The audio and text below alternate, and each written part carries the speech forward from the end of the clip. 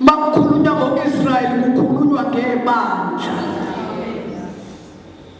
kukhulunywa ngabakhethwa,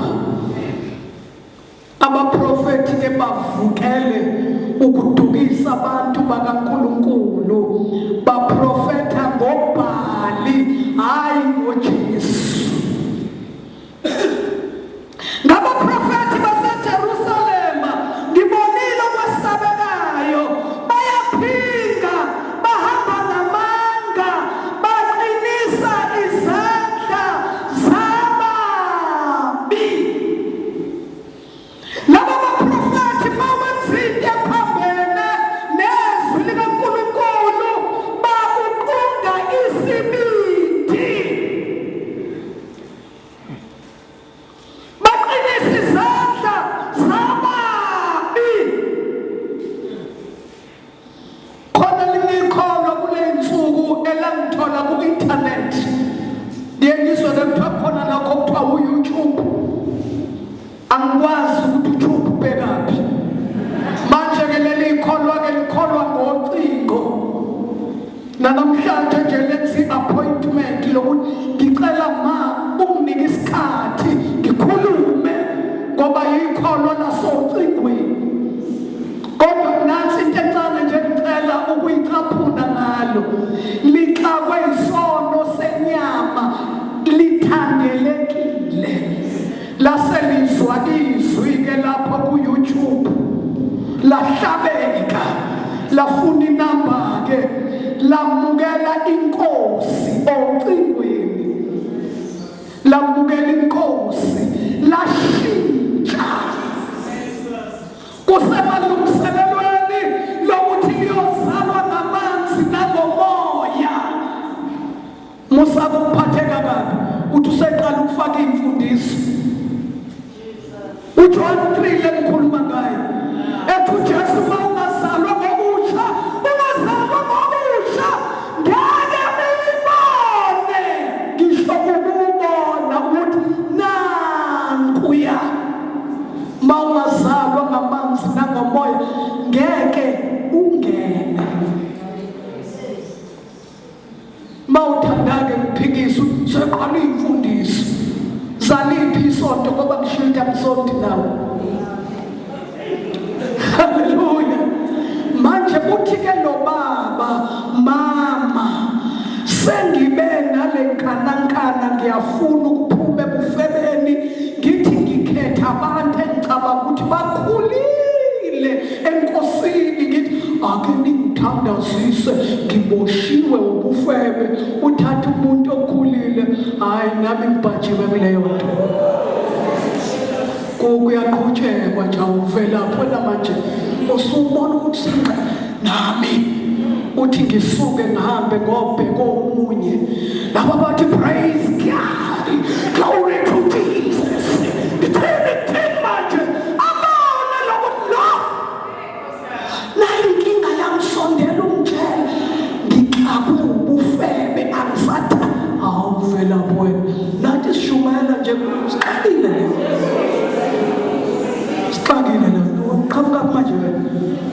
Kuyaqhubeka nje le nto imvelo le nto. Manje uthi mama, lokhu ngiqalela ukukhuluma ngoJesu nawe, ngiyakuzwa ukukhululeka.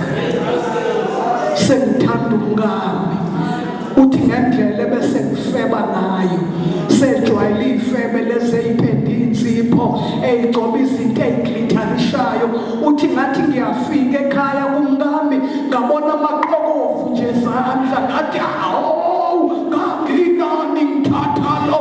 Uthi wema ngakhumbula ifebe ngishiye eKapa.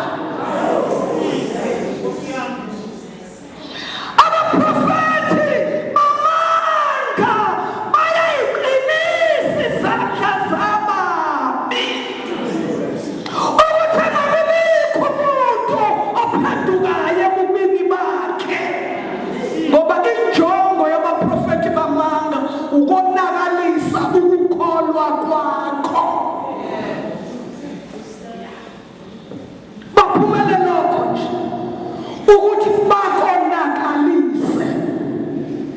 Awutshele wena usuwahlala uthola isigqoko nje ekhanda ingenxa yezwi awusuka nisakhuluma leya nto hamba wena uye esaluni shaya isikebhe sakho shaya iwaterfall usuke phansi konwelo awufuni mina ukuphathizana kwazi ngivakashelwe abefundise kanye nabo bathole nihushazisa nje nihushazisa niphosa amakhanda injongo yabaprofethi bamanga ukuzobonnakalisa ukukholwa kwakho bayakukhipha endleleni ucingo bakudrayive base bayokushiya endleleni ebanzi bese bebuyele emuva beyocinga abantu bayocinga abantu angathi basesaba uNkulunkulu. Wena yini indaba ulokhu wagqoka nje uzufihle konke lokhu ngoba isikhathi secleavage ingcece ntombi la ibandleni lami praise God ibela lidlala emoyeni lithi hayi ngafunda incwadi kaHosea chapter 2 New Living Translation ethi Nkosi yami angehlukane ney'ngubo ezi-expose ama-breast. Hayi suka wena asiyafuthwa manje mntanami ahlale kahle mawuhamba mntanami masipraise mntanami nawo athi praise God hallelujah praise God amen.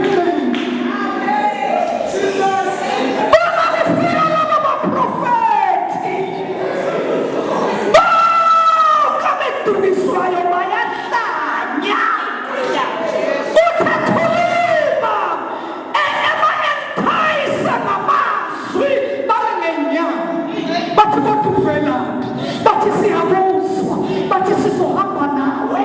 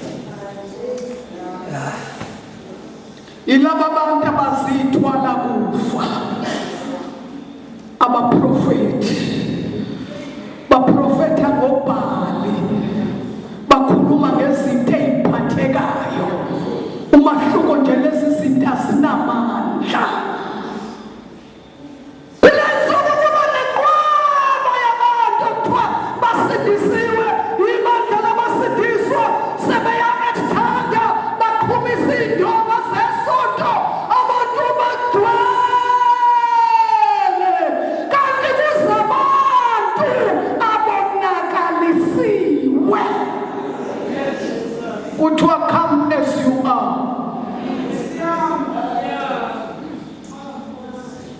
Sizosala ngendlela. Ngithi awungivulele kodwa leli verse lithi siyosala ngendlela. Uyabona mayisifebe singene la kwaJesu. Angiyabona holo ngisho mina kwaJesu. Naze nayo sicwilise emanzini sifeba. Sifebela ulife. Sesibhabhathisi. Ngoba sithi kwabathi kusala ngendlela. Sishiya amadoda ngaphandle siwaficele. Sikhumula inomdala. Hayibo. Ngikhuluma mina ngokuthi ngizosala ngendlela. Zosala ngendlela. Ngicela ukukubuza nje wena owafika nezinto zakusezasa. Angithi ubhizi utshela abantu ukuthi kuyakholekwa nje. Uyakwazi ukukholwa une-o. Ikhipha idate nidle uhlafune ibheke ikusese ithi sithando mawudla ngovala umlomo sisi. Uyabona nje ngimalela khona lokho ukuthi mayedla uyakhuluma uyadla futhi athe sekuxhaphazile wakwenza wafebela endlini kayihlo abuya kulahle futhi khona la inkonzweni. Nani kuthiwe zosala ngendlela khona la inkonzweni nje kuthiwa umfana ubahle wena le ntombazane esekushukashukane nayo 40 years. Uthini manje? Ufuna ukugana ukhobenye uyekelane avela asho umfana engenandaba nawe. Uyabona baba umfundisi nawe mangakunika lo ungamlahli. Akusiyo umfazi lo unazi ingcece kodwa kuyena umfazi. Ngoba phela kuba umfazi akuyingeyigubhu lezi ezisezibeni. Banika abaneyigubhu ezinkulu nezincane neziphakathi nendawo kodwa abanesimo nje abafazi abayizinto zokuzaliswa balahlwe banikwe igciwane bakhohlele babole basho sebesesibhedlela.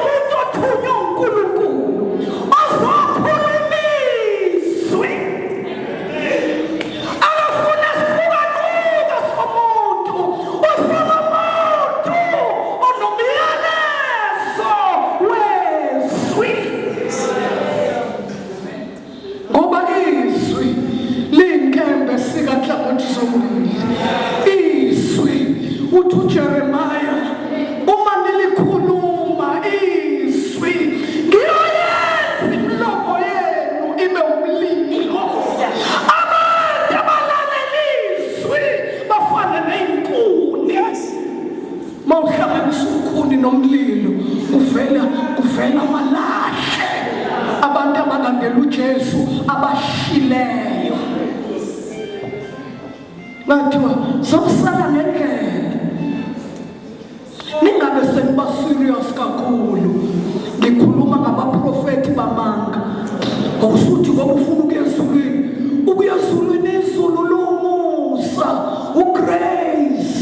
Hayi ukuthi usuzo zimpintsha, usuzo hayi.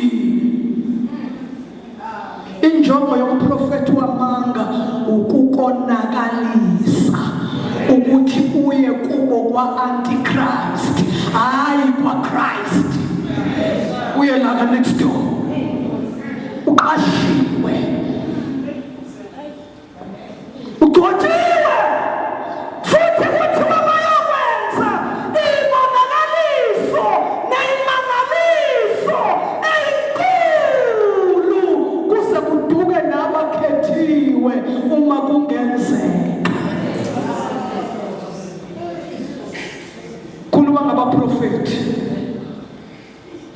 uthi uJesu ngenani ngesango elincane, lincane isango nendlela ingucingo, kodwa ekuphileni bayingcusane abayifumanayo abesethi xwayani. Alungile umuntu ongaxwayi.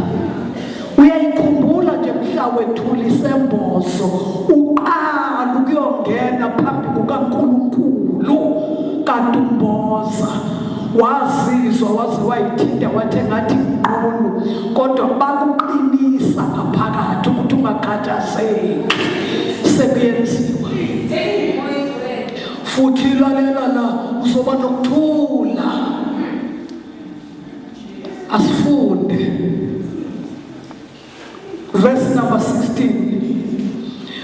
Uhlala nje uJehova Sibawothi uthi, ningawalalela amazwi abaprofeta kini, benifundisa okuyize, bekhuluma umbono wenhliziyo yabo, kungoku ngekuvela emlonyeni kaJehova, bazinge bethi kwabangidelelayo.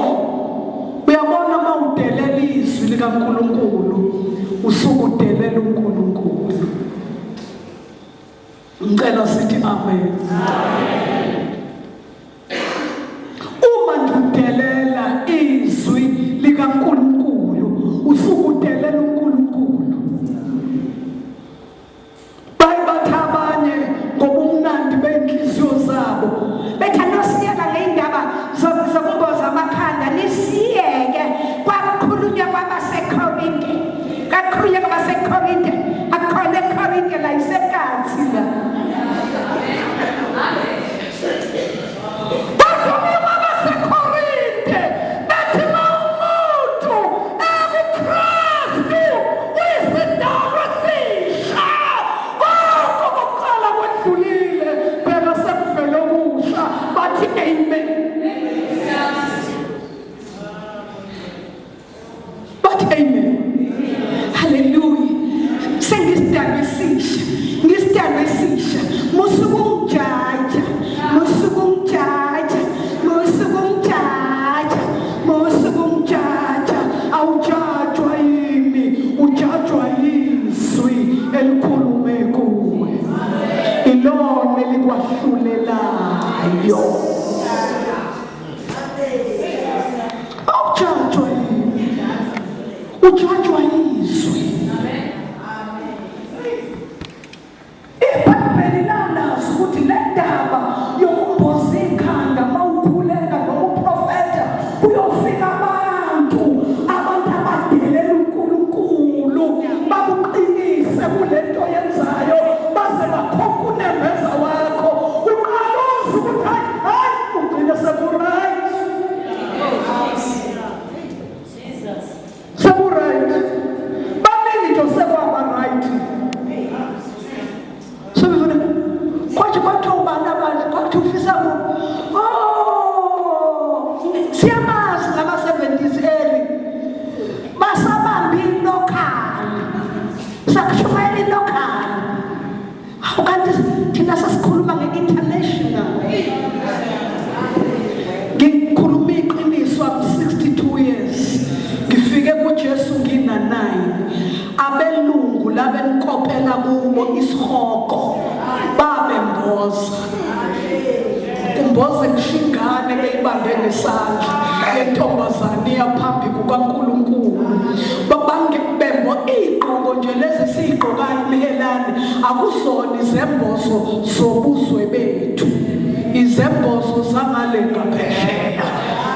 Lamashifoni nje athi aboshwe la awase-India, ngoba sikhi isizwe esingenaso isembozo saso. Lokhu nje kuthandelela okwasemampondweni, indwangu emnyama athandela amampondo namaxhosa namabhaca azenza umbhoshongo the nakho kuthwele umama okwabesuthu namachalane. Thina sithwala iy'nhloko ekungakholweni, sibophe iy'duku ekukholweni.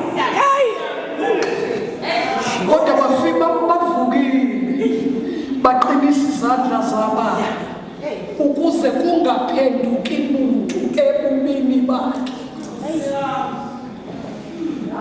Usuzongizondana, ngcono sikhephule leli page. Ngcono sikhephule.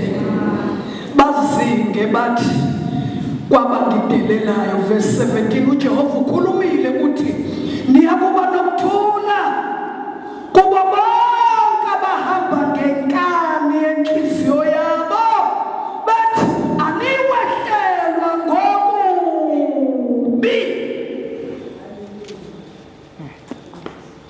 Nizoba nokuthula.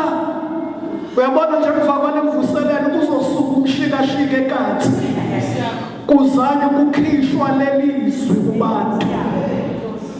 Ningayi laphaya bazavinjwa abanye kusukela kusasa.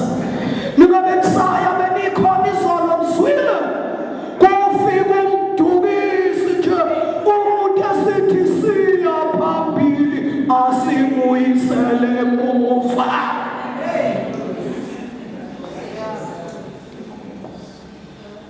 Kusazoqala inkonzo nje ngishisayo kuyokhishwa izwi likaNkulunkulu kubantu babanjiswe uwangala.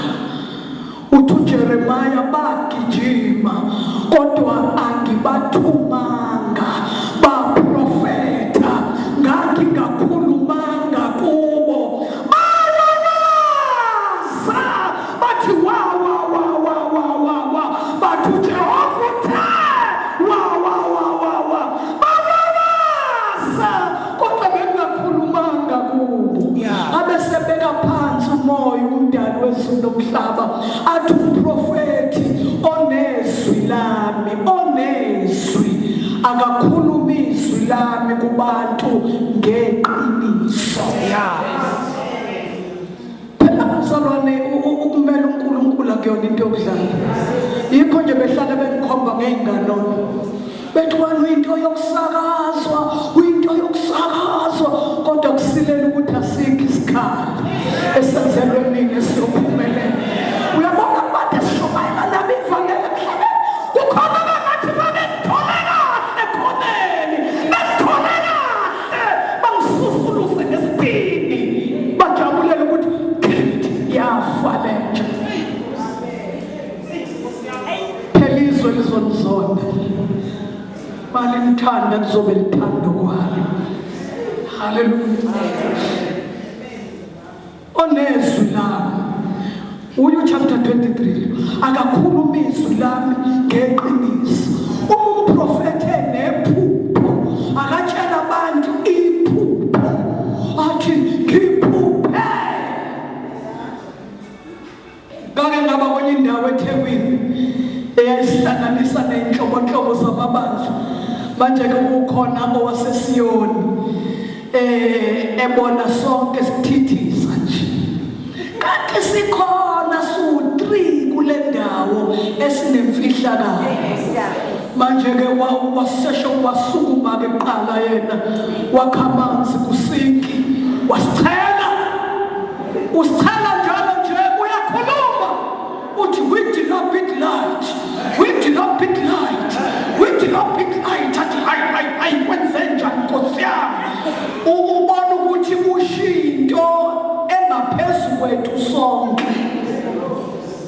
We did not pick light, we did not akamanzi khona la kusinki la sigeza khonzana asithi fa sabekezela ngabekezelela ukuchelwa ngamanzi ngilinde ithuba lokuthi ngoba nginezwi kuzodinga ngikhuluma izwi likaNkulunkulu kule ndawo ngesibindi nangeqiniso.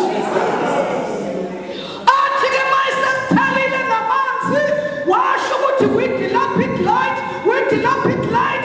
Abeseyihlafuna ezinye ngathi zilukhuni. Athi hayi athi kwenzenjani Nkosi yami. Alright, besethi isiseyithebeni bese sisoma thina sasontrinji komunye uma ngiseyintombazana komunye umkhulu sithi ngingeke ukhohlwe umhlalo uma sathola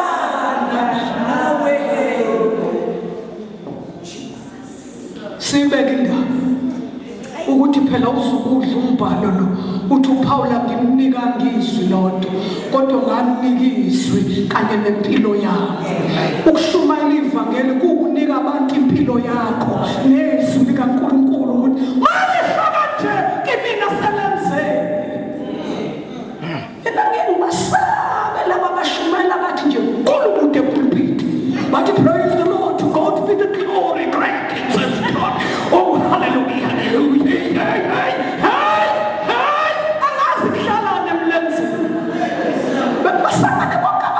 Abakezwe ukuthi kuthiwani ngeke azafakaze. Uzongitshela ivesi emva kwelinye, ngitshela ivesi emva kwelinye, ngitshela ivesi uthi uyambheka umkakhe uma ngenhlanhla ekhona ufica umuntu obiphile owaliwayo.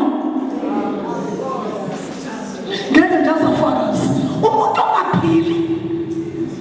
Usidudulela ngamavesi asitshele elinye emva kwelinye, asitshele elinye emva kwelinye, ngeke afakaze.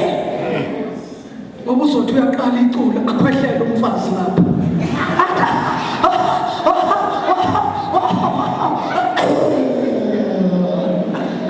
athi segxume seqhaqhazela isimlenze athi unkosikazi ingoma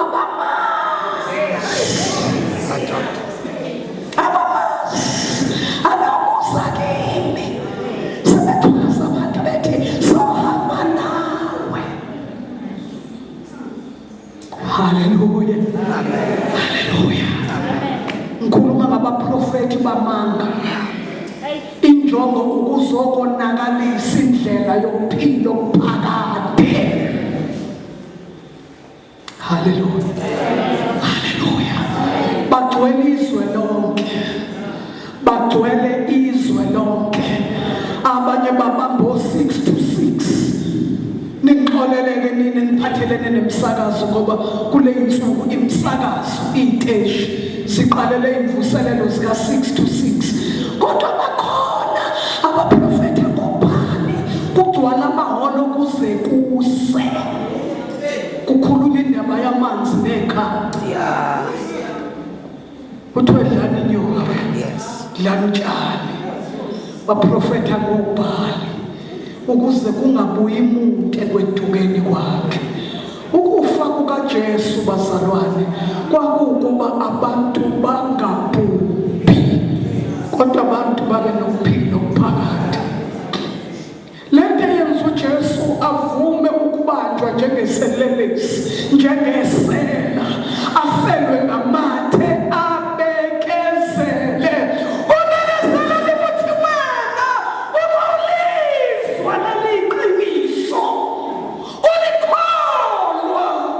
Uphendukela kulo usungaye ebhutshisweni ungayi ngoba mhla abantu bebubula bekhala laphaya emlilweni omacime ephethile ngafi kube kungekho mnandi ethi uJesu badela igazi lami balalela abaprofeti bamanga abathi ngeke nje uzuhlukane nesono usahamba usanyathela intuthane usanyathela intuthane angithi bakujwayela ukuprofeta ngobani alikhi ivesi elithi waba nesono sokuthi wanyathela intuthwane alikho kodwa abaprofeti bamanga basho njalo ukuthi ngeke usindiswe usanyathela intuthwane usanyathela umhlabathi omagabade. Haleluya. uJesu wehla wazoba umuntu ebantwini ngoba ukuba wayehlezi ezulwini wathi galakade abantu babeyobaleka kwadinga ukuphuthuma ingelosi iyofuna intombazane esingetshiwe intombazana elungela ukuyoshada kodwa ingalaliwe.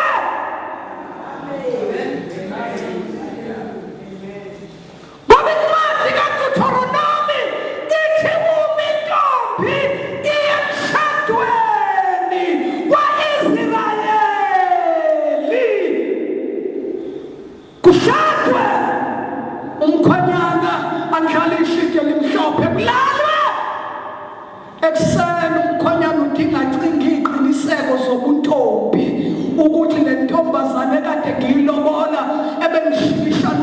usuku lonke izolo ngishada nasi iqiniseko zobuntombi nasi kuthiwa mayindwangu kusiklini akakubambe ngesandla kusho umbhalo akuyise kuyihlo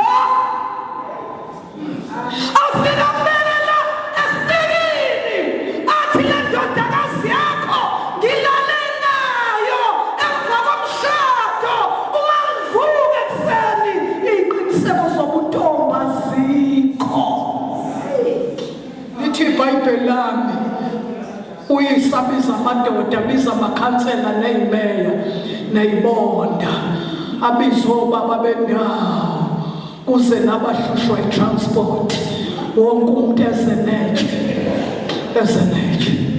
ezeneje niyaphi kukhona umkhuba kukhona intombazane lebesishadisa izolo umyeni uyayibuyisa namhlanje kuthiwa hayi bekungasentombi bezehla ngoholoko irobot lihlaza phoni yaphi siwenza njengokusho kombhalo mayifika amadoda afica uyise usephethije ngoba budinga mshaye kuqala kuthiwa kukhishwa ubufebe kwa-Israyeli ngoba lo wesifazane ufebele endlini kayise uqala uyise ahlafuna emhlathi ebuka intombazanyana yakhe kade ishadisa izolo athi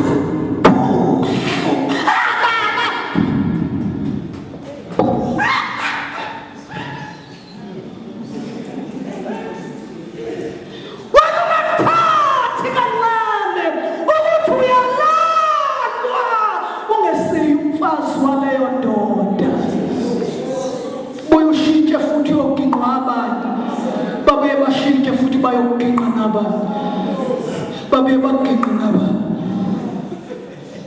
lo mzimba awusiwona wobufebe umzimba wenkosi uJesu akahlale wona nasesobantu akahlale endlini yesonto lakini unendlu yakhe azenzela yona imzimba yethu cabanga kanye ngakabili noma inkonkolo lala nabanye abafana cabanga kanye ngakabili ukuthi lo mzimba akusiwo wami angikwazi ukwenza idili ngunika abanye abafana angikwazi ukuba yisodoma engahambayo uJesu azokwehla azoba umuntu ebantwini ucima intombazane enomkhwenyana evumelene naye ukuthi siya emshadweni asishadile siyemshadweni yafika ingelosi awucabanga nje ukuba kwakuwena uyokusho kaningi ukuthi Steve ungawari okuyovela sesihlala ndawonye tu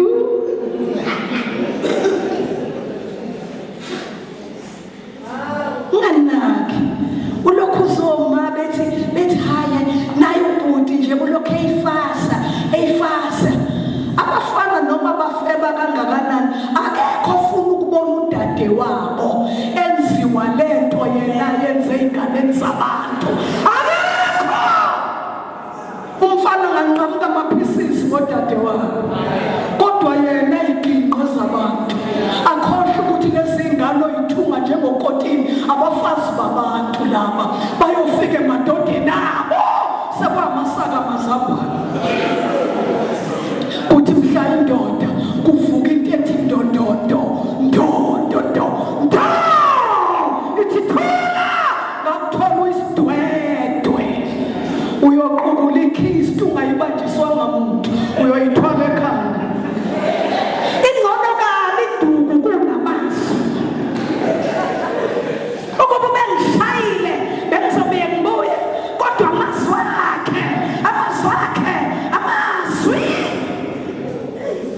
lo wesifazane owehlenyuka ethwala ikhisti eyidedele eyibeka wadwedwezwa ubaba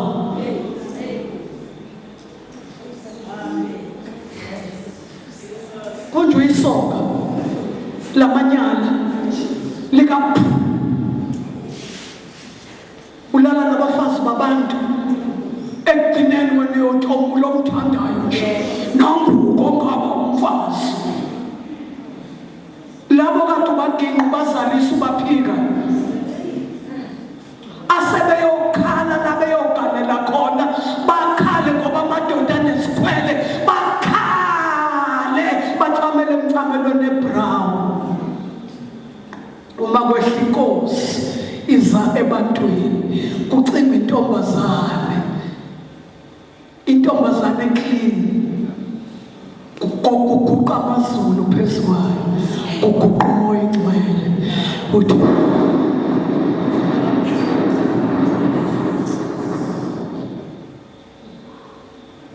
wezwa uMaria ukuthi khona ushintsho lwenzeke empilweni yakhe kwenzekani akwazi phela ukukhulelwa angilalile noJoseph kwasho ukuthi yakhula indaba umoya engcwele uzokwehlela phezu kwakho amandla ophezu konke akusibekele okuzohlala esibelethweni sakho kuzothiwa okungcwele uJoseph wathi inhlawa ngingalalana naye waluza ishape usevele wama wathi ngizomlahla ngasese asehla amazulu ngizwile laba kade besidumisela bethi avumile amazulu ukuthi ngenze njani ukuthi ngiphumelele ayesehla amazulu athi Josefa musukuba namahloni unkosikazi wakho lo ingodoso yakho akaphinganga lokhakhulelwe umoya oyingcwele uzozala umntwana uzozala umsindisi uzozala umkhululi uzozala umqaqi wamajoka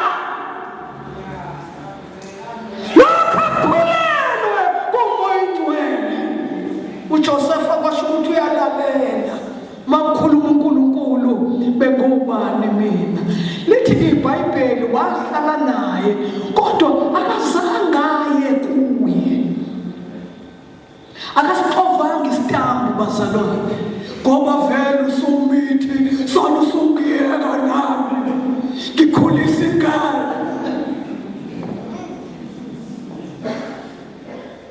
akazaya kuye uyasibasala noma ufike kahle egazini likaJesu ayikho lento efuna indoda uyashada ngokukushada kwamiswa uNkulunkulu kodwa wena usuke ungenayo umatshikiza mpethu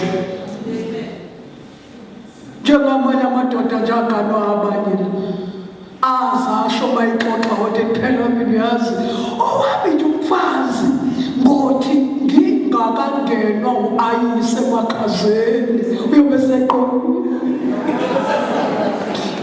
awuthini mfowethu hayi iqiniso owami lo ngiyamazi othi nje khilikithi ngisashise shalofini uyobe senendoda awuthini mfowethu ayikhululeka ngiyamazi ugcwele lamandla ungenwe indoda yaseKalvari engesheli engakhanuki engafisi uphila njengomnyusi ungazazi noma ngiyibhongolo noma ngiyihashi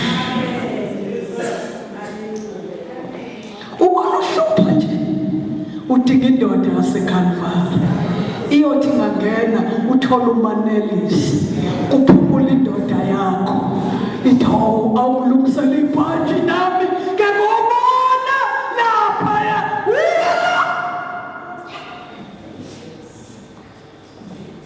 ingane lapha emnambithi begane umuntu ongangoyisemkhulu efela umfazi ikhehla kufelwe isabazi kungena ingane izogana ikhehla kuphelelwe ikhokho ujusi chitheni ikhehla makubuya emsebenzini nje lithi ngiyahlala kusofa ithi le ngane mamadlala izoyihlambulula mina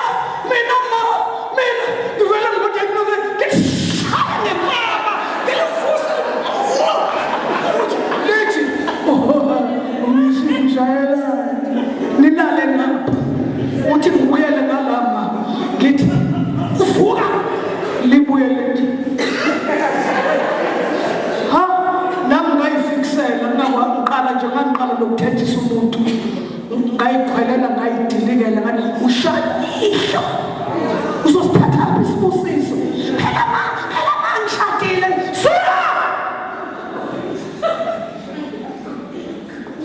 uyaphi umuntu ongabayisho mkhulu kwaqala nawe ukuthi ushade nomuntu ochitheke ngojuice angithi noDavide kuthiwa wayengafudumali ambeswa godole wayofuna intombi usuka sambe kwathi wasondela eduze kwakhe umfudumeze ujuice wawungasekho intombi yalala eduze kwaDavide yalala wafudumala wena nje usuyitshela nje uzidla hayi ngabe ngiyakosa ujuice ungasekho ku-empty ebhodleleni akukhalile abanye sekwaqeda ushukela bahambe bethi babonithi shukela anamthandazisi ushukela noma bengakamdiagnose kodwa ngiyabona bathi ushukela bafuna umuntu wesifazane onempilo engcwele kwehla uJesu kwehla umkhululi kwehla ummangalisi glory to Jesus kwehla inkosi yamakhosi kwehla umsindisi kwehla uImmanuel inkosi ehlala nabantu kwehla uMesaya wehla haleluya uprofeti uIsaya wathi sengizalela umntwana naphila indodana umbizo usemahlombeni negama lakhe liyothuma eluleko omangalisayo inkosi yokuthula kazi wena kholwe linomsindo kangaka wahlangana nobaba nasenkonzweni yakini uyaziwa nje unophondo mawusufikile uyamaduma inkosi yokuthula uyise okunaphakade ulizwi athi uJohane ulizwi waba inyama ulizwi wakha phakathi kwethu sabona inkazimulo yakhe njengenkazimulo yozalo yedwa uyise egcwele umusa neqiniso